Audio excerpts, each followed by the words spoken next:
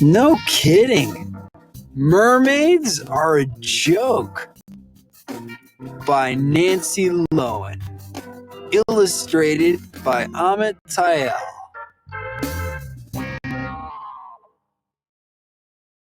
Are mermaids real?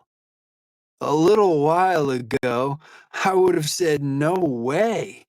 Sea creatures with people faces and people arms, but great big fish tails instead of legs?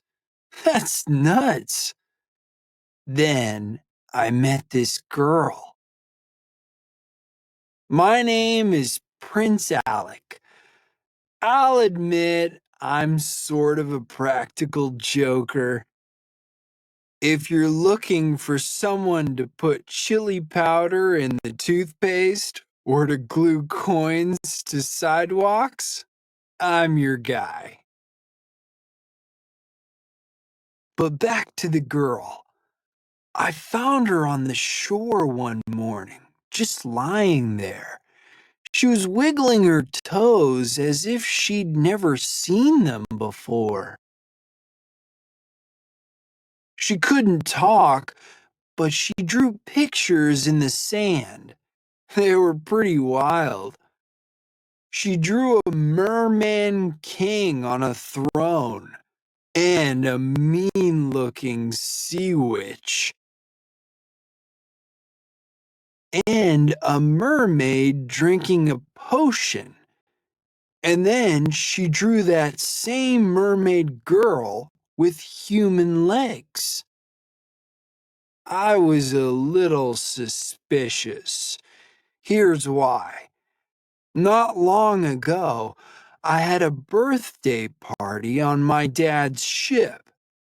That night, a terrible storm came up and the ship broke apart. Everyone else got on a lifeboat, but the wind tossed me into the water. I had this weird dream that someone carried me through the water. Someone with long, flowing hair and a tail. Or was it a dream? I woke up the next morning on a distant beach. I didn't know how I'd gotten there. Anyway, I made the mistake of telling my buddies. They've been teasing me ever since. I can't go for a swim without someone tossing a doll in the water. I have to check my oatmeal for fish scales. Did Dave put you up to this? I asked the girl. Or Jimmy? I bet it was Jimmy. She looked confused. Since I didn't know the girl's name, I called her Marlena, after the marlin, which is a big fish. Get it? The problem was, I didn't know if I was dealing with a big fish tail or a big fish tail. I sure liked her, though. Everyone liked Marlena. She was great at charades. She could teach kids to swim and dive in no time. And she blew us away at the local dance contest. Still, I couldn't shake the feeling that my buddies were playing a trick on me, especially when they said things like, "Your girlfriend's quite a catch," or "Alec and Marlena swimming in the sea. Kissing." So I came up with a test.